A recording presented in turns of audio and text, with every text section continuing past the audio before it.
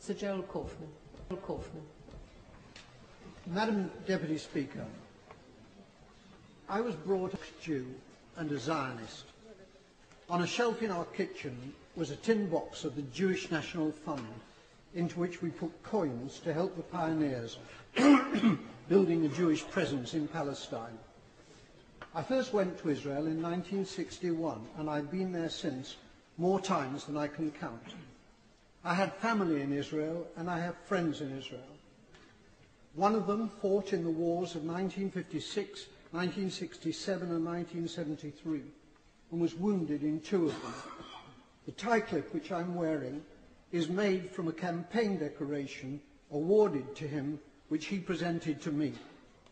I've known most of the prime ministers of Israel, starting with the founding prime minister, David Ben-Gurion. Golda Meir was my friend. So was Yigal Allon, the deputy prime minister, who as a general won the Negev for Israel in the 1948 War of Independence. My parents came to Britain as refugees from Poland.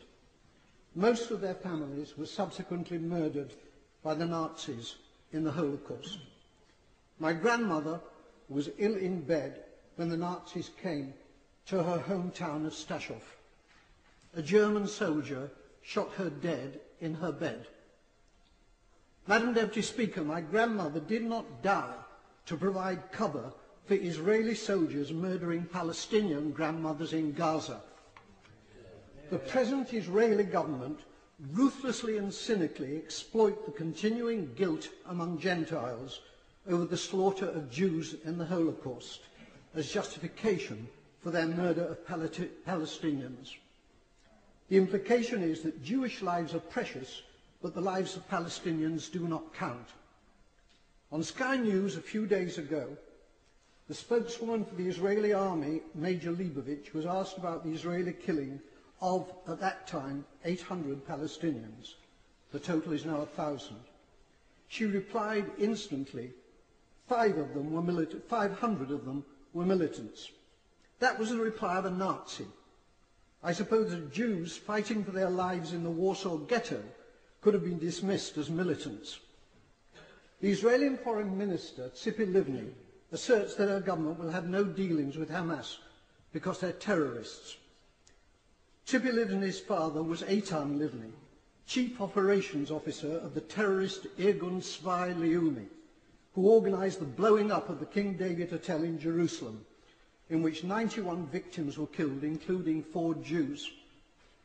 Israel was born out of Jewish terrorism. Jewish terrorists hanged 2 British sergeants and booby-trapped their corpses. Irgun, together with the terrorist Stern Gang, massacred 254 Palestinians in 1948 in the village of Deir Yassin. Today, the present Israeli government indicate that they will be willing, in circumstances acceptable to them, to negotiate with the Palestinian President, Abbas, of Fatah. It's too late for that, Madam Deputy Speaker. They could have negotiated with Fatah's previous leader, Yasser Arafat, who was a friend of mine. Instead, they besieged him in a bunker in Ramallah, where I visited him. It's because of the failings of Fatah since Arafat's death that Hamas won the election, the Palestinian election in 2006. Hamas is a deeply nasty organization, but it was democratically elected, and it is the only game in town. The boycotting of Hamas, including by our own government, has been a culpable error from which dreadful consequences have followed.